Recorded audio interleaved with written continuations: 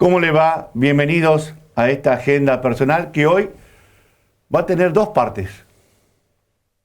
La primera, conocer a la persona, el lado B, que por ahí mucha gente no la vio, no la conoció, que es muy interesante y se va a sorprender.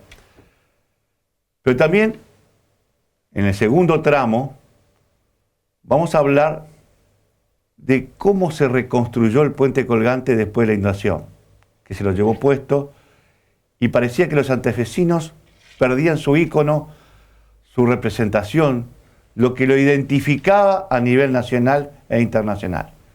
¿Cómo fue? ¿Cómo fueron esos momentos de decisión? Porque quien las tomó estuvo muy solo, hasta tuvo reproches. Se lo vamos a contar también. Juan Carlos, buenas noches, ¿cómo te va? Hola, ¿qué tal, Carlos? Un gusto verte. Bueno, ¿santafesino de veras naciste acá? Sí, totalmente. Acá en Saavedra 3268. Ah, sobre la calle de este estudio, mirá. Así es, un poco más al norte, barrio Sí. Constituyente. Claro. Y hijo de mamá de... Mamá italiana, aunque todo el mundo la llamaba Madame Mercier porque era Claro. profesora de francés. Claro. Pero papá francés auténtico que vino después de la Primera Guerra Mundial a trabajar en el ferrocarril francés. Así que directo de Francia vino acá, así que... Sí, sí. ¿Y tenés ciudadanía francesa o no? Tengo digamos, la ciudadanía francesa, sí. Qué bárbaro. Y así que en el ferrocarril, ¿qué era el Belgrano en esa época? ¿Cómo se llamaba? No, el Belgrano se llama cuando Perón lo estatiza. Claro, te llamaba, claro. Era el ferrocarril de Santa Fe, de la compañía de ferrocarril de Santa Fe francesa, Mirá. con sede acá en la Plaza España. Sí, señor, ahora me acuerdo. Donde está el registro civil. Era ahí, esa era, exactamente, ahora me acuerdo. Ahora un detalle no menor. Papá era un técnico superior como si fuera de la escuela industrial. Peleó la Primera Guerra Mundial y tenía un trabajo muy precario en Lyon y se decide venir a trabajar al ferrocarril. Para tener un trabajo fijo, ¿sabe de qué lo mandaron a trabajar? De foguista. En los trenes. Foguista, para el que no sabe, es el que carga carbón de acá a Resistencia. Y eso lo hizo durante muchos años. Y cuando el final de su vida, mira el cambio, en el 48, a los franceses, cuando Perón va estatizando el ferrocarril, los repatriaban. Yo tenía 5 años, viajamos a Francia toda la familia, pero lo mandó llamar el ingeniero Martínez, que era el que estaba a cargo entonces del ferrocarril Belgrano, y lo nombra capataz o contramaestre, se llama, de todos los talleres del Belgrano. Mirá. A cargo del taller de Santa Fe, de Laguna Paiva, de San Cristóbal, de Tafí Viejo, etcétera, etcétera. ¡Qué bárbaro! Y termina, después de una jubilación un tanto crítica, después de la muerte de Evita, papá no se quería poner el luto, y entonces se tiene que ir del ferrocarril y termina trabajando en la Forestal. Allá en el norte. En Villa Guillermina. En la compañía esa de ferrocarril que tenía la Forestal. Interna, sí. Sí, Villana, Mirá vos. toda esa zona. ¿Y vos? Vos que sos del norte. Sí, no sé, por eso conozco toda la historia de la Forestal. Claro. Te estoy hablando del 52, cuando muere Evita, 52, 53, Mirá 2, 3 vos. años. Ahora, consulta. ¿Vos hiciste la primaria acá de Santa Fe y la secundaria?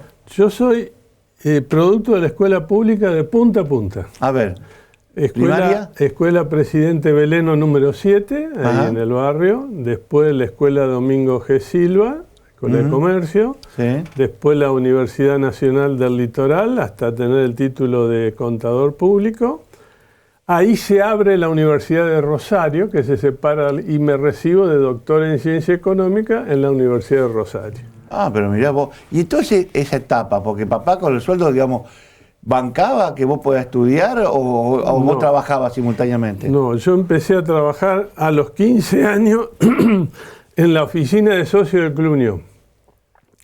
En la presidencia de Iparraguirre, cuando se tuvieron más de 24.000 socios, que se hizo la pileta, la entrada y ahí había necesidad de mano de obra, y yo estando en 5º año de la escuela secundaria, iba a la tarde a trabajar en la oficina de socios. Después empecé a trabajar en un estudio y en paralelo entré a los 17 años por concurso con Silvestre Beñi, gobernador, en la dirección de renta. ¿De la provincia? Sí, y ahí hice toda la carrera trabajando y estudiando, amén del servicio militar que me tocó. Ahora, así que tú estuviste bajo el mando de Silvestre Beñi, sí, señor. Gran personaje de la política, sí, y de una humildad y un tipo... Un ejemplo, digamos, institucional y democrático brutal. Sí, tipo sí. Que iba caminando a trabajar, que después un poco lo imitó Reutemann en su momento. A las 7 de la mañana tocaba el timbre a los ministros y a todo el mundo a ver si estaba en su oficina, pasaban la planilla voladora de tanto en tanto para ver si todos los empleados que habían fichado estaban. No me digas. Ah, sí. El ministro era Cuilichi, el director de renta era Micás, gente de Rosario, pero que seguían esa conducta. Y bueno, cuando vos llegabas a las 7:15, ya te había pasado la planilla voladora, te llamaban del ministerio que como a las 7 no estaba. Y aparte, digamos, y en esa época, ¿estaba bien organizado, digamos, la administración pública o estaba en ese proceso de armado un poco? No, le dio un vuelco tremendo. Silvestre le puso un ritmo y una seriedad a la función. Como te digo, se entraba por concursos. Los concursos en el cual yo ingresé a la administración pública, el jurado primero se rendía en la facultad, el sitio de rendir, y el jurado lo integraban profesores de la facultad, funcionarios públicos y miembros del colegio de graduados. Esos son los que seleccionaban quienes ingresaban a la administración pública. Parecido ahora, ¿no? Y una plantilla mucho más chica y un ministerio también mucho más chico, ¿no? Y entraban los mejores. Los mejores, sin duda. Yo te digo sinceramente, yo salí 12 en ese concurso. Entonces tenía que ser inspector porque los mejores rankeaban para inspector de renta. Entonces yo no iba a poder estudiar, porque si era inspector no me iba... Entonces pedí que me mandaran a una oficina técnica y me mandaron a la Secretaría Técnica de la Dirección de Renta, donde fue el origen de mis conocimientos técnicos en materia tributaria. Que eso es importante para una administración. Y me permitió estudiar. Iba a trabajar y a la tarde estudiaba. Y ahí hiciste toda la carrera de contador, entonces... Toda la carrera de contador la hice. Mirá vos. Sí. Y el tema, digamos, en esa época, digamos... la juventud era, digamos, de armar, digamos, fiestas, de armar viajes al exterior, digamos, para graduarse. ¿Seguía la misma fisonomía que tiene ahora o era mucho más de dedicarse a estudiar y trabajar porque los tiempos no daban como para poder generar toda esa parte, digamos? Mira, yo fui un gran basquetbolista. ¿Eso no te conocía? ¿En Unión? En Rivadavia Junior. Mirá. El Club Rivadavia, el club de mis amores, del cual yo fui desde picar ladrillo, porque el Club Rivadavia se funda en lo que era una cava, sí, y había que ir con un ladrillo a picar ladrillo para terminar de rellenarla y jugar sobre... Está sobre calle Zavalla, ¿no? San Lorenzo, entre San Lorenzo y Avenida... La primera entrada era San Lorenzo. Claro. Ahora tiene entrada también por Avenida Frey, del cual llegué a ser hasta presidente, ocupé todo, desde jugador, entrenador, todos los cargos. Pero durante muchos años fui miembro integré el seleccionado de la provincia en 2 ocasiones. Ah, sí. ¿Y de qué era? ¿Qué era base? ¿Qué era? Y cuando era chico, con 1,80 m que ya tenía, jugaba bajo el tablero y era un gran goleador. Con 1,80 m después fue pilar. Fui uno de los mejores marcadores, de los mejores jugadores del otro lado. Yo tenía esa, ¿eh? A ver, no solo... 8 veces campeón acá en la ciudad. 8 años. Sí, 6 veces en la ciudad. 2 veces en la provincia y bueno, fui subcampeón argentino en una ocasión y nada. Bueno, en esa historia de básquet hacía atletismo también. O sea que yo hacía básquet, atletismo, estudiaba y trabajaba. Y estaba de novio. Podía. Y estaba de novio. Y se podía. Y se podía. Y no tenía ningún subsidio, ningún bono. No. La zapatilla había que cuidarla. Ahora, y eso, por ejemplo, me decís que estaba de novio, ¿con quién te casaste después? Con quien me casé y sigo casado. Mirá vos, con Hilda Santos. Vos sabés que... Acá cerca, sí, la conocí acá en la otra cuadra. No me digas, ¿por qué? Porque ella iba a la escuela normal. Claro, está acá al frente. Y entonces vos decías los bailes. Yo presidía la comisión de baile de los peritos y ella presidía la comisión de las maestras. Entonces la vi por primera vez acá, a la otra cuadra. Mirá vos. Sí. ¿Qué te voy? Toda una vida juntos. Sí, toda una vida juntos. Qué bárbaro. Sí. ¿Hijos cuántos tuviste? Tengo 2 hijos, una hija mujer, está viviendo en España, que acabo de estar con ella y con mis nietos, un varón y una nena, y mi hijo varón, que es médico, que está trabajando en Rosario y viene acá cada 15 días. Ajá. ¿Y ustedes siguen viviendo acá en Santa Fe? Vivimos acá en Santa Fe. Sí, porque te veo caminar, Sí, sí. te veo en el bar Las Delicias, que a veces te vas los domingos a tomar un cafecito, Sí, sí. que es tradicional. Ahora, ¿cómo surge, digamos, de involucrarte políticamente? Porque una cosa era funcionario, empleado, a tomar el rol después de funcionario cuando te convoca Reutemann a ser funcionario, ¿no? Mira, la función pública me atrajo siempre, pero fundamentalmente empiezo por ser dirigente estudiantil. Yo siempre fui muy activo y fui miembro del elegido representante estudiantil y tuve participación en los consejos de académicos en toda la carrera y cuando entro en la función pública, acordate de la presidencia de Frondizi, Ajá. yo me hago partícipe de alguna manera de los movimientos desarrollistas Sí. que tienen impulso y de ahí en más siempre estuve cercano a la política, pero también fui el presidente después del colegio de graduados más joven. A los 27 años fui presidente del colegio de graduados en Ciencias Económicas. A los 34 fui el presidente más joven de la Federación Argentina de Colegios de Graduados y del Consejo Profesional de Ciencia Económica. Te hablo 34 años. Pero claro, Y aparte... de ahí paso a la función pública en distintas ocasiones, ¿no? Claro, ahora, y eso, digamos, de ese liderazgo, porque eso se muestra de liderazgo, y haber participado a nivel nacional también te dio la oportunidad de conocer... A Cavallo, por ejemplo. Claro, eso, a figuras que después resuelven cosas. Claro. No es lo mismo aparecer un NN del interior a alguien que ya lo conociste en la época cuando militaban juntos. Cavallo iba por el Colegio de Córdoba a la Federación de Colegios, con Caminotti. No sé si te recuerdas a Caminotti, que fue un ministro de Economía en Córdoba, eran los 2 delegados por Córdoba, Caminotti y Cavallo. Pero teníamos, sí, contacto con De Pablo, llegué a conocer de muy joven. Sí, gente que tenía después una representación en distintas actividades de la vida política argentina o pública en general, ¿no? ¿Y qué etapa, por ejemplo, porque has vivido dentro de la función pública muchos vaivenes de la economía?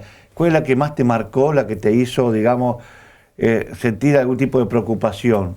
Y bueno, la segunda gestión del LOLE, con el tema de la crisis la crisis de fin de siglo y de principio de siglo, como quieras verla vos. Ahí es la crisis más fuerte que nos toca vivir a todos yo creo que a todos los argentinos, porque ahí todo lo que hubo fue una crisis en profundidad y había que tener un temple donde los bancos quebraban, la moneda desaparecía y bueno, fueron momentos muy, muy difíciles. ¿No? Eso lo vamos a hablar después porque quiero volver un poquito para atrás. En la primera gestión con Reutemann, que, a ver, fue la sorpresa, no venía la política, Menem lo convence, llega, arma un gabinete, casi te diría, con pocas personas de confianza, sí, que fue, digamos, lo que a él lo atrajo para poder presentarse como candidato. Porque cuando le ofrecieron la presidencia, él decía es demasiado grande todo esto, y era un gran desconfiado que decía, no es Santa Fe que con 5 personas amigas tenía más o menos claro por dónde iba la cosa. Contame cómo fue cuando te convocó Reutemann y cómo armó el gabinete, qué es lo que se planteó en esa instancia, porque para conocer un poquito cómo fue la gestión, esa primera inicial, comparada después con la de Obey, que un día me acuerdo que hice una declaración que se la hice yo, la entrevista, y me dijo, me tengo que poner un traje de amianto, como me deja Obey la gestión, porque la primera gestión de Obey le dejaba algunos problemas. Sí. Contame un poquito eso.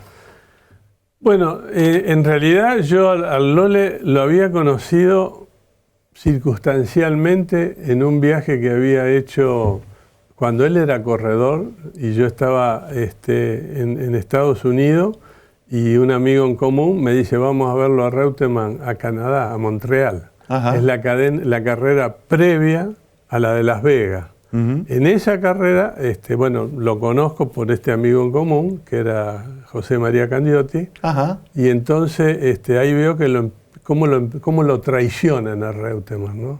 Cómo lo empiezan a entregar los ingleses. Te la hago corta, pero esa carrera, él sale de ahí y nos lleva él en su auto a la carrera, y cuando sale los neumáticos, los de él no eran los mismos que los de Alan Jones. Claro. Y entonces llovía y el auto se iba para todos lados. Y cuando sale, él lo llevaba a Peter Windsor, que era un periodista inglés que escribía en el Gráfico, y nosotros dos íbamos atrás, y el Lole le dice a Peter, viste, Peter, estos ingleses se muere la madre, se la comen y ni siquiera erutan. Eso fue tremendo. Claro, sí. Yo conservé el ticket de esa carrera, pasaron los años, siendo él ya gobernador, un día le tiro el ticket así, en plena crisis, y le digo, ¿te acordás lo que dijiste vos en este momento? No, ¿qué dije? Y le digo, ¿y ahora que estás en esta política? Dice, no, esto matan la madre, la entierran, esperan que se empudre, después se la comen y ni siquiera eruta. O sea, era una expresión tremenda, sí, de las tensiones que se viven como corredor o como político, digamos. Sí. Pero bueno, yo llego, después de conocerlo ahí no lo había visto nunca más. Y en el año previo a que él gana la elección del 91, por allá por julio, otro amigo en común, Freddy Esquivel, me dice, Freddy estaba en un banco de acá de Santa Fe, el banco francés, y me dice, mira, Lole te quiere charlar con vos. Y entonces ahí me entero de que lo estaban tentando con ser gobernador de la provincia. Y bueno, charlamos sobre cómo veía yo la provincia, etcétera, etcétera. Y bueno, ese fue el origen de que yo después, llegado el momento, él ya elegido, me convoca y me dice, mira, te vas a tener que hacer cargo de 2 ministerios. Le digo, ¿cómo es eso? Sí, dice, parece que había estado hablando con Cabal o con Menem y le pedían unificar el gran, como era en Buenos Aires, el gran ministerio que tenía Cabal. Y yo le dije, mira, no lo vamos a unificar, prefiero que mantengamos la estructura de los 2 ministerios, yo me hago cargo, me designas en uno y me hago cargo del otro.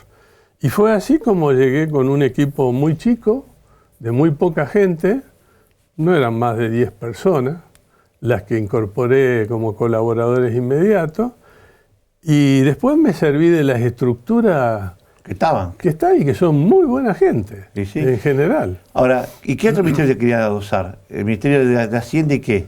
No, yo mantuve los nombres, Hacienda y Finanza, y era de Obras y Servicios Públicos y Vivienda. Querían unificar las dos ahí. Querían las dos. Ajá. Pero mantuve los 2 nombres. Bueno, a ver, te hago una pregunta porque ustedes más o menos en esa gestión tuvieron, no sé si tocó no era inundación todavía, ¿qué tenían en esa época? No, tuvimos, ni bien asumimos en el 91. Ahí tenían el tema. Hubo la gran inundación del 82-83. Claro. Después hubo otra inundación similar, ni bien asumimos en el 91. Me acuerdo que hubo que hacer el tema de la defensa. Tal cual. Menem mandó una ayuda tremenda que lo mandó a Tito Domenicone como manager y tuvimos el apoyo inmediato del Banco Mundial para reconstruir todas las defensas de la costa. Y bueno, ya apareció la primera anécdota con el puente colgante que no lo pude reconstruir. Ajá. Porque el task manager de ese crédito, que era un brasilero, Araujo, parados los dos cerca del puente, porque me daba plata para reconstruir la costanera, la ruta 1, y le señalo el puente colgante que lo quería reconstruir. Eso me lo va a contar después, ¿eh? Sí, bueno. Y te dijo que no. Y me dijo, así, con el dedo señalando al puente, me dijo, monument. No reconstruimos monument. ¿Por qué monument? Y porque cuando ustedes hicieron este puente, ustedes los santafesinos, hicieron este puente de cemento, aquel lo transformaron en un monumento. el carretero pasó a ser el verdadero puente que había que reconstruir si se lo llevaba. Y me dejó sin palabra y no hubo Bueno, después me va a contar cómo fue la historia, pero volvamos hacia esa etapa durísima, porque...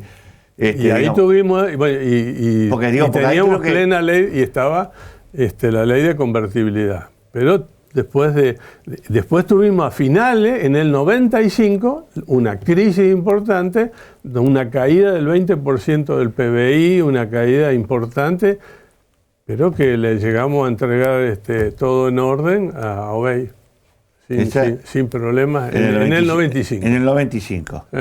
Y ahí, ¿por qué después Reutemann dice que cuando lo iba a recibir después, como que ganó nuevamente? En el 99. En el 99, ¿por qué se tuvo que poner un traje de amianto? ¿Qué pasó ahí? Y porque ahí ya estaba... Estaba el tema de la transferencia del banco, todo. Obey ya había transferido el banco, había privatizado el banco.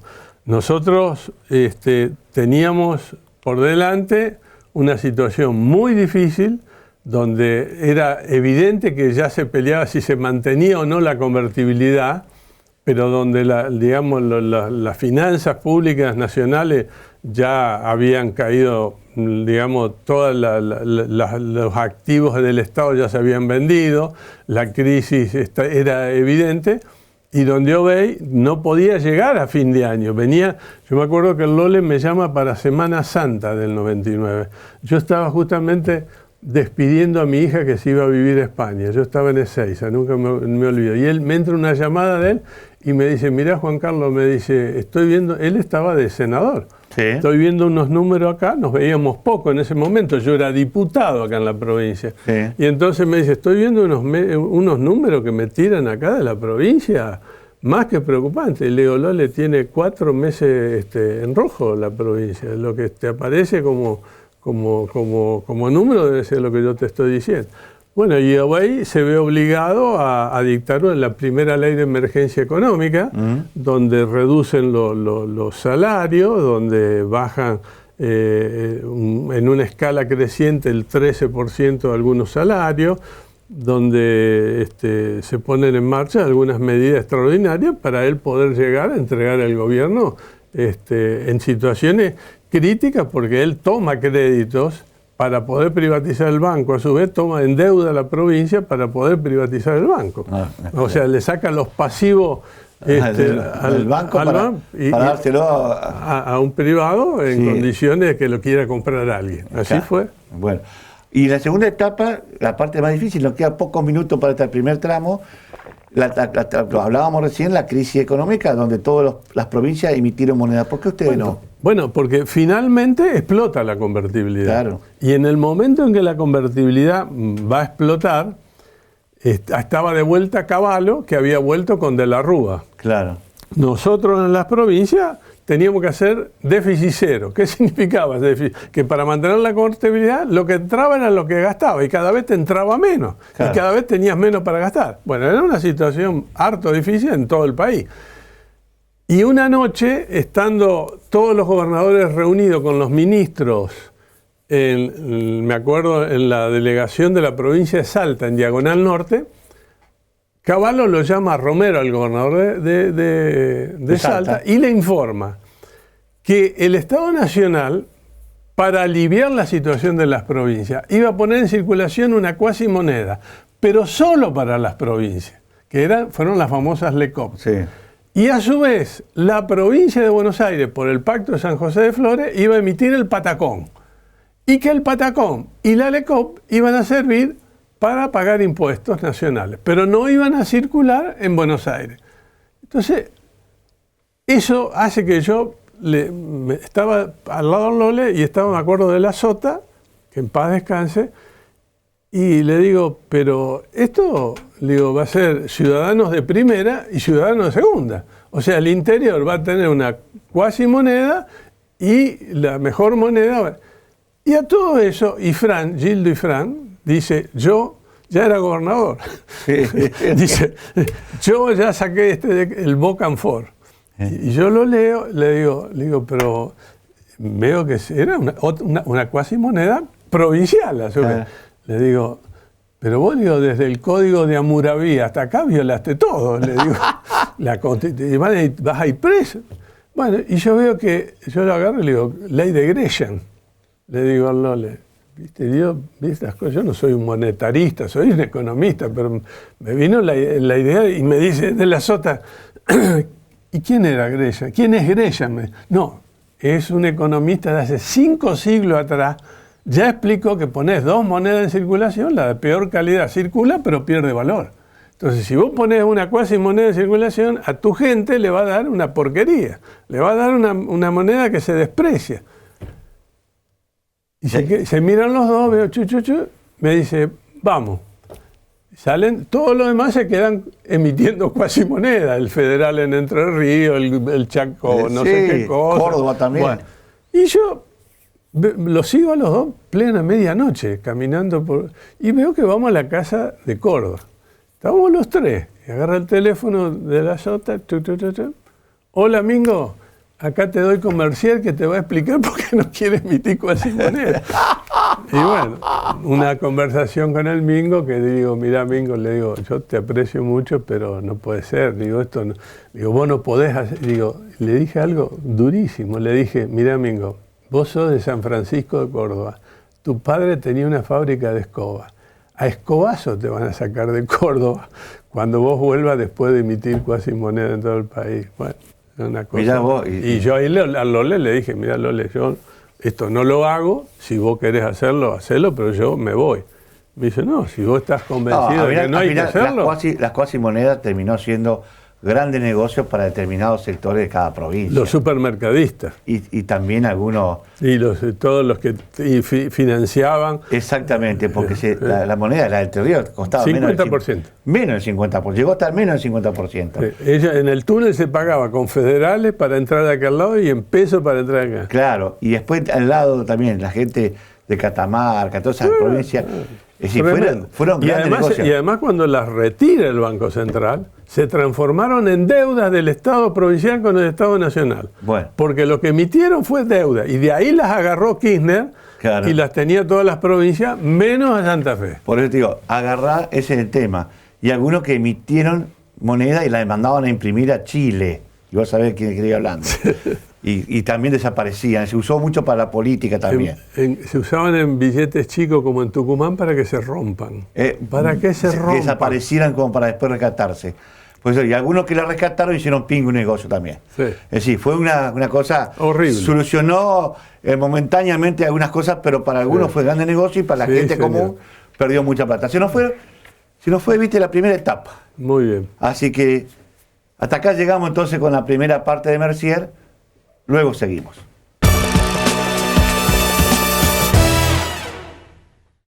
Sinmordaza.com, otra mirada de la información en un clic, toda la información de la provincia.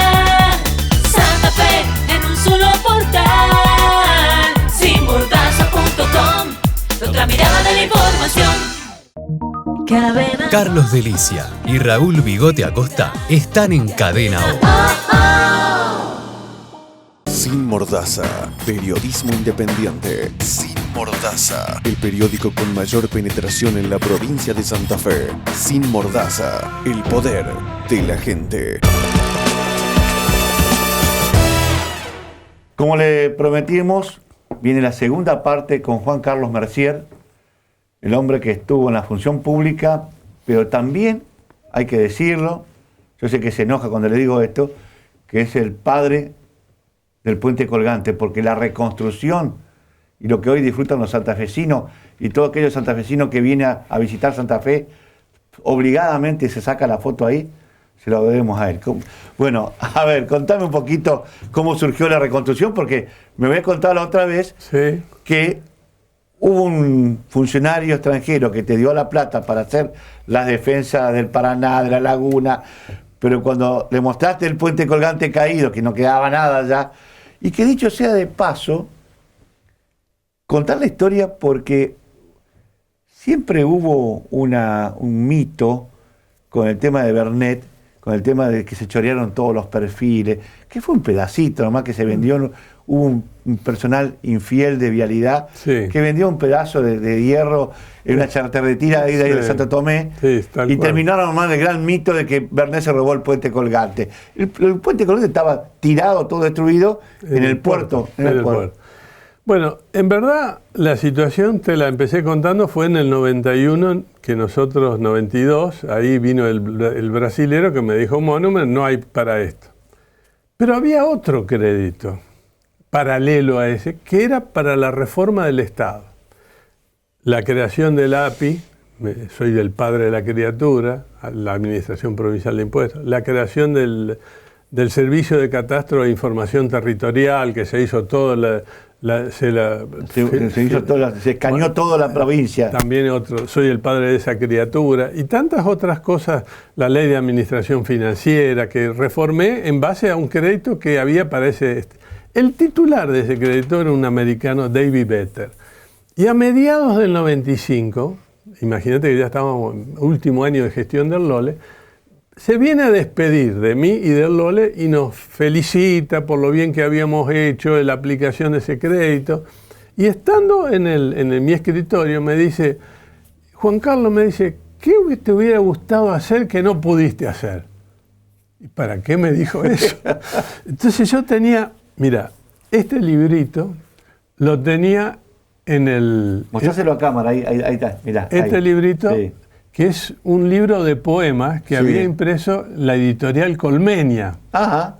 de Philippe Greffet, un francés que fue en 1949, después de la Segunda Guerra Mundial, el primer director de Alianza Francesa que mandaron a Santa Fe. Ah, mira vos.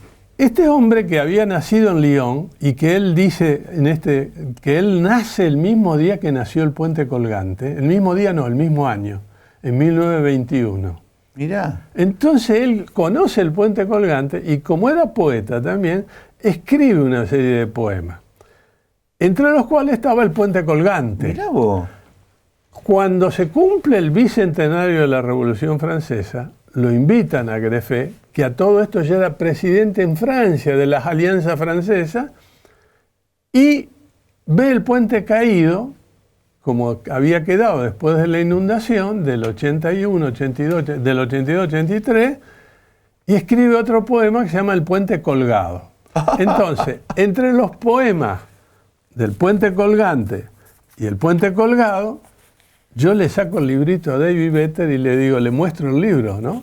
Sí. Le muestro el libro y le digo, mira Vetter, ¿ves estos dos poemas? Y se sonríe David Vetter y entonces...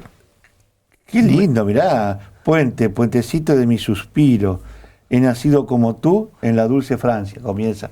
Sí, qué interesante esto. Sí. Ahora Bueno. vamos a poner para que lo vea la gente. Y allá adelante tenés el puente colgado después. Ah, el puente colgado.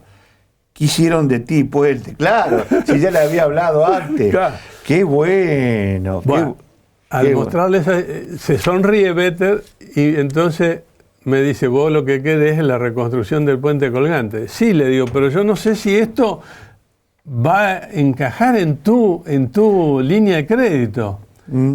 Y me dice, ¿qué tenés que hacer mañana? Así, ¿eh? Para esto, nada. Bueno, vamos a Buenos Aires mañana. Vamos a Buenos Aires y pide una reunión con Juan Antonio Zapata, que era el secretario de Obras Públicas y que manejaba los créditos para obra del Banco Mundial. Pasé un punto ahí, porque estoy leyendo acá, en el puente de Aviñón como bailan, como danzan, en el puentecito de mis años viejos, no se baila, no se danza, ni ya se cruza el río, digamos, cierra así el poema. Sí. Es impresionante esto. Sí. Ahí lo estamos viendo en pantalla, ¿no? Pero qué bárbaro. Y así que, entonces, con este poema, lograste llegar a Buenos Aires y contame entonces qué te dice. Entonces le dice a Juan Antonio Zapata delante mío, ¿no? Dice, a ver, dice, mostrame lo que está pendiente de usar de este crédito, que era el de Catastro. Y en un renglón decía Catastro Mendoza. Juan Antonio Zapata era mendocino. y le dice, ustedes los mendocinos no van a hacer nunca el catastro. Tachá eso y poné reconstrucción Puente Colgante. Yo no lo podía creer. No puedo creer. ¿Y el mendocino qué dijo? Nada, me miraba, se reía. Dice, bueno, si lo dice acá el jefe, dice, bueno. Entonces te imaginas que en 6 meses yo tenía que hacer los pliegos y poner la licitación en marcha antes que me fuera con el LOLE. Y lo hago, lo logro hacer y llamo a la licitación en el 95. Pero tengo tanta mala suerte que quienes se presentan no cumplen con el pliego y la tengo que dar de baja. No puedo creer. Bueno, la tengo que dar de baja y dejar para un segundo llamado, pero yo ya no estaba. Yo asumo en el mandato primero de Obey como diputado y presido la Comisión de Obras Públicas. Cuando Obey viene y da su primer discurso el 1 de mayo, yo esperando que hable del Puente Colgante. Y no habla nada, y no dice ni una palabra. Entonces empiezo a armar un escándalo que cómo se va a perder el crédito. Tuve 4 años atrás de que no se pierda el crédito. No me diga que y teniendo todo listo, había que rearmar con un gobierno propio, digamos. Entonces, ¿pero por qué no quería Obey? Obey, yo supongo que él le empieza a dar prioridad a otras cosas, que veía eso como gran mayoría, que quería dejar el puente ahí tirado, atado con alambre, algunos querían hacer no sé qué cosa, un faro con lo que quedaba del Puente Colgante, y a mí me retorcía las tripas, ¿viste? Entonces, cuando a fines del 99 ya se venía la crisis, ¿ves? Poner en marcha eso, ya lo nombran gobernador al LOLE, y el LOLE me vuelve a llamar a mí como ministro. Entonces, lo fuerzo a que llamen. Y ya cuando yo llego, ya estaba para hacer el segundo llamado. Cosa que realmente lo logra hacer. Y te imaginas las críticas de Rosario. Había un programa, los amigos, hoy amigos de la Fundación Mediterránea, que tiene ese programa por LT8 a la mañana. Yo me levantaba los sábados, prendía la radio. ¿Y que van a gastar la plata en la reconstrucción del Puente Colgante? Bueno, todo eso me la banqué solito y solo, porque esto yo lo tenía que hacer solo. Como titular del crédito era el responsable. Yo firmaba la adjudicación del puente, yo firmaba todo. Porque por ley especial yo tenía la última palabra en ese crédito. Claro, y ninguno de los otros ministros quiso asumir ese rol. Ni siquiera el gobernador firmaba. Ah, bueno. Ni siquiera el gobernador. Yo te voy a dar prueba de ello.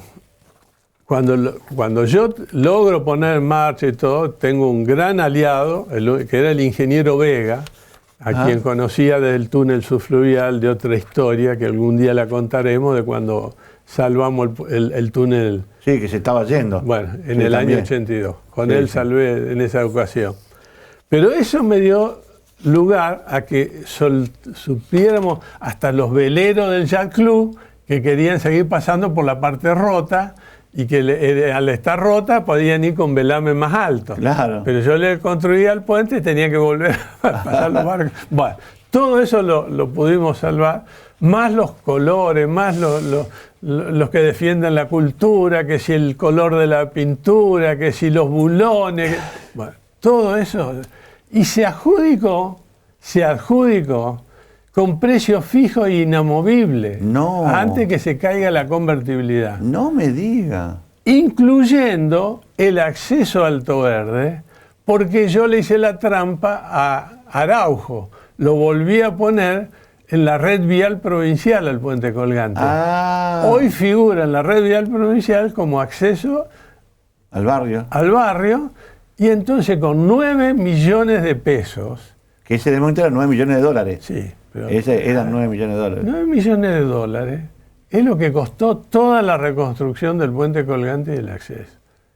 Una bicoca. Claro.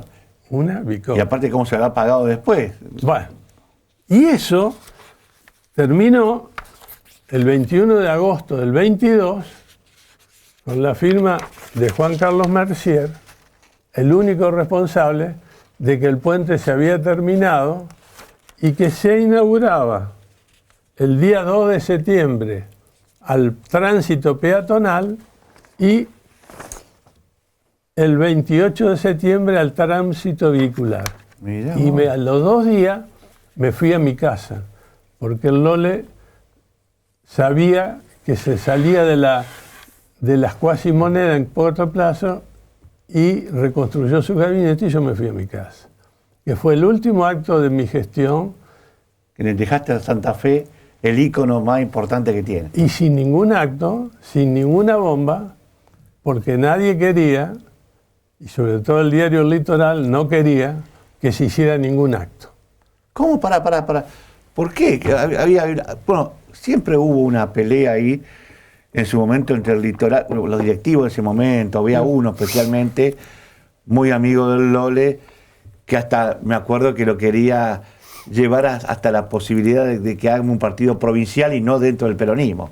Bueno, la realidad es que no querían que nos luciéramos con lo único que uno podía lucirse en grande en medio de semejante crisis, ¿no es cierto? Aparte de Sí, no no haber había nada para emitido lucir, era cuasimoneda- caos total eso. Claro, cuasimoneda y todo lo demás, que no le hicimos. Bueno, yo con todo eso me fui tranquilo a mi casa porque dije, bueno, los santafesinos, bueno. Después entraron los tontos a querer decir yo lo hice nombrar tal cosa. Pero yo tenía que agradecerle a un hombre, que era Philippe Greffet.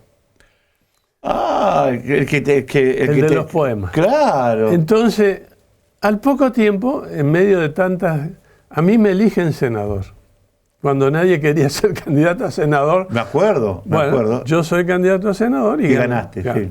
Entonces, lo invito a venir a Philippe Greffet. Y esta es la foto A ver. de Philippe Greffet conmigo y con nuestras respectivas esposas. Ahí la estamos viendo, señor director. Ahí estamos viendo. Y mirá vos. Philippe Greffet con sus tirantes. Le digo, Philippe, me tenés que hacer el tercer poema. ¿Lo hizo? Entonces, Philippe, este es un librillo que él me mandó después con el tiempo, que dice La saga del puente colgante. Vos vas a ver, Philippe empezó a tener problemas de Parkinson. Ah. Y esta letra chiquitita que casi ni se lee es el mal que los que tienen Parkinson empiezan a escribir muy chiquitito. No Cada me vez digas. que una letra... Y él, A ver, préstamelo. Bueno, pero antes de dártelo te digo, estos están los dos puentes, la historia que yo conté en el puente colgante, su propia historia y el poema original, donde él empieza diciendo Juan Carlos Mercier Merci. Y siguen las estrofas y después pone más adelante Juan Carlos Mercier Merci. Entonces cuando esto llega al Litoral, el Litoral dice, no lo vamos a publicar con Juan Carlos Mercier Merci. Pero pará. Y entonces Philippe Greffet hace el puente resucitado bis, que es este, Ujú. que sí sale publicado en el Litoral, pero donde no está Juan Carlos Mercier Merci. ¡Qué historia! Ah, qué lindo que está todo compilado. Los puentes colgantes, el puente resucitado. ¡Qué bárbaro! Y mirá la letrita. La dedicatoria de él hacia mí. Claro, espectacular. Qué increíble historia, ¿no? Y bueno, Pero esto, por ejemplo, a ver, este programa va a quedar en la historia y se va a saber la verdad de cómo fue la reconstrucción.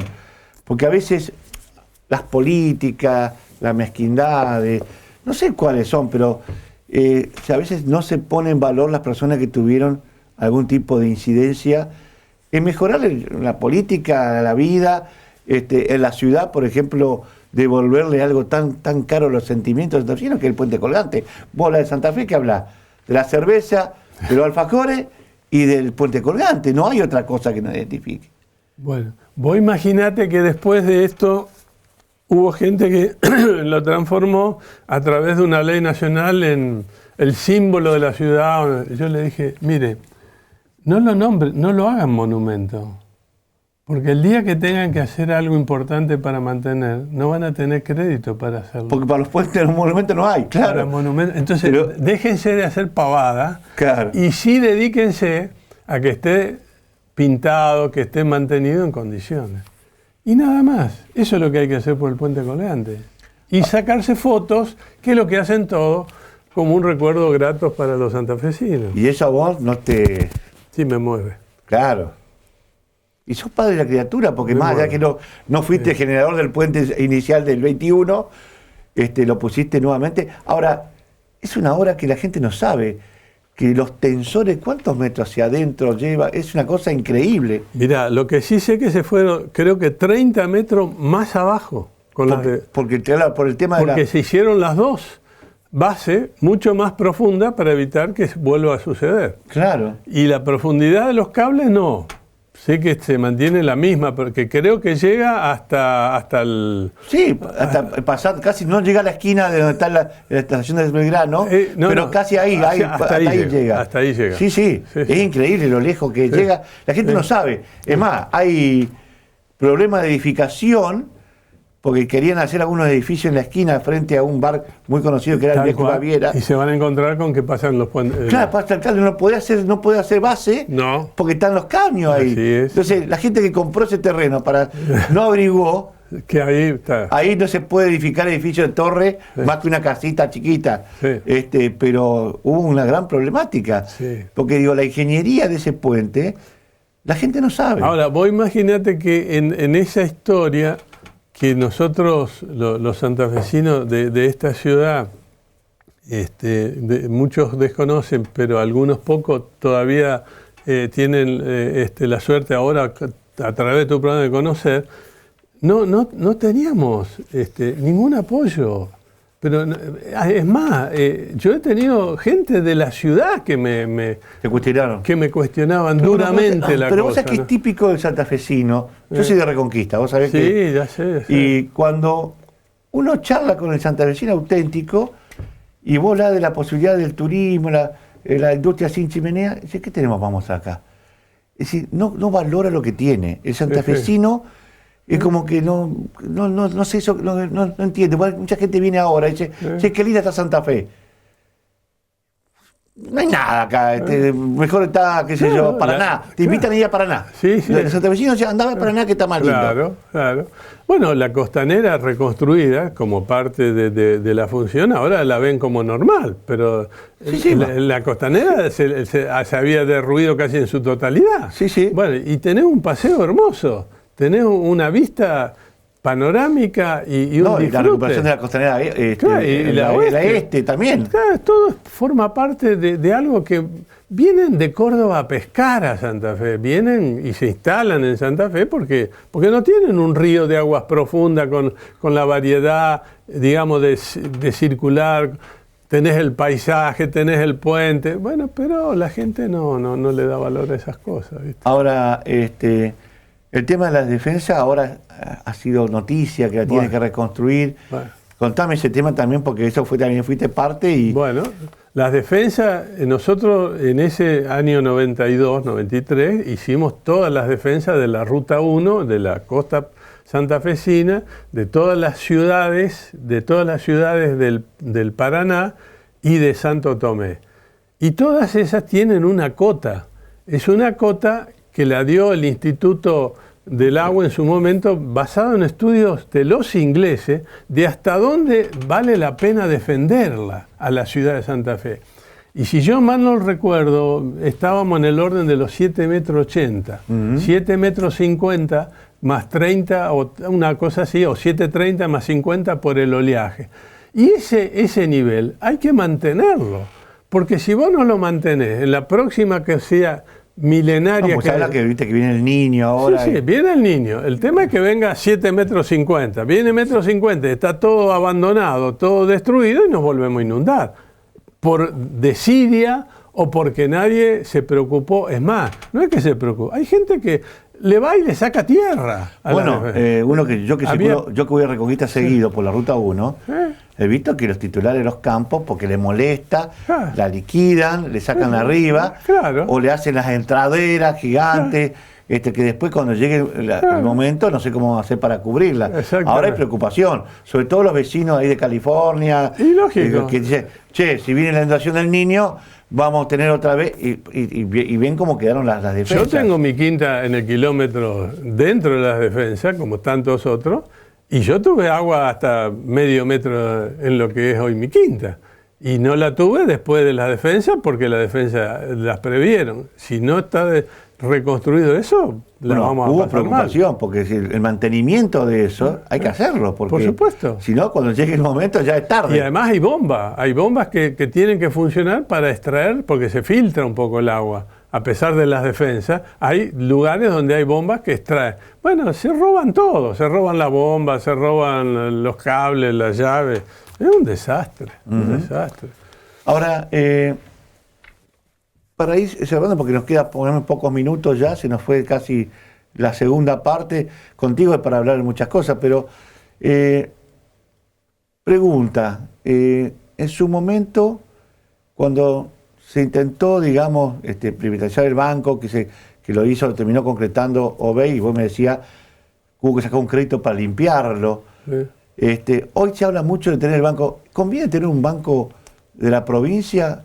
¿Es fundamental para fomentar o se puede trabajar desde otra área, como dicen algunos, desde también el Ministerio de la Producción, con ayuda de línea de crédito, la provincia subsidiando las tasas?